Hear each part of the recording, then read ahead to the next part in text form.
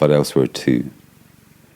The night cars that are already knocked at doors, with the eyes of godlamb, the night love of dead trees, the 5-stoned fat of sunlight behind the night's spangle of solace, the park firing of birds, the park's angels, the unaskingness of grey, the fear of crumbling trophies, an unbraided nettle hanging, the night that is your collarbone, the night that is a wife, the night's common breath, the night watching over the year and requiting the vertical fars of land with seesaw heads. From the vertical fars of land. As a poet, you should struggle and push against the walls of the language you write in. And Bellamacina does this to new levels, and perhaps more brilliantly than any poet of her generation, creating new phrasings in English, which make at first only musical sense. How I sleep in the memories of you now, handful laughter, spidering in tin box letters, your smiles that kill me brighter now.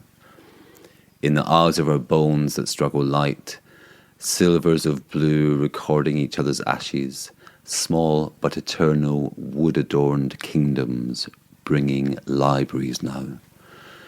Made away from us in stairways, upwards to bedrooms and windowless strangerlessness. From First Sleepers.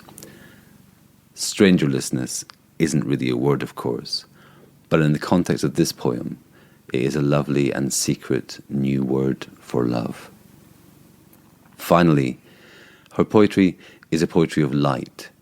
It seems to give word form to light in the way that people who are gifted with synesthesia might give colour form to music.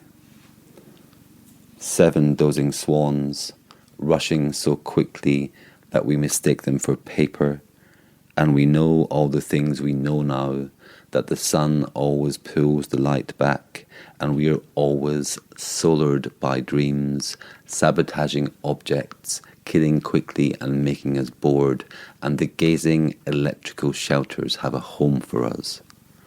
There is rain and new surviving youth. In this poem, the electrical shelters gaze. Strange objects are often personified or given subjecthood in Bellamacina's poems. Objects from the close to the far, from the furniture to the stars, take on our emotions and we take on theirs. Everything seems to have liquid selfhood and everything seems to be emotionally awake. Spangling to a teenage dream made of clay, flowering and cracking in the wound of the living, it moves an ink tree supersonic, bluer always and more real, turning like alchemy, reined up, oval, alive, a villa of calligraphy squares, horses, a small Salvation Army of conquest dust. From The World is Moved by Love.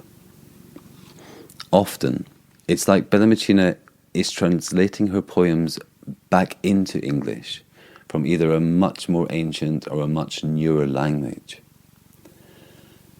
Stranded Hurricane, so rare you almost enjoy its fizzing ring-rangs, scent frenzy reading the water for a chance of wedlock, offering you the ecstasy of rapstone games. Still, you think of the daisy's passing breath, rising in moonlight and mending everything. You ache their neck strings, a swan lion, playing a low symphony agreement. From The Weight of a Violin. When the Paris Review wrote to the young California poet Robert Lundquist in 1969 to ask permission to publish one of his first poems that their editor had come across and liked, they asked him, P.S. What language has this English version been translated from? Lundquist had written it in English. But I think this illustrates how a great poem should always feel slightly awkward in the language you find it in. And a really great poem should feel like it's been translated back from an unnameable language. I first read André Breton, Paul Eluard, and Jacques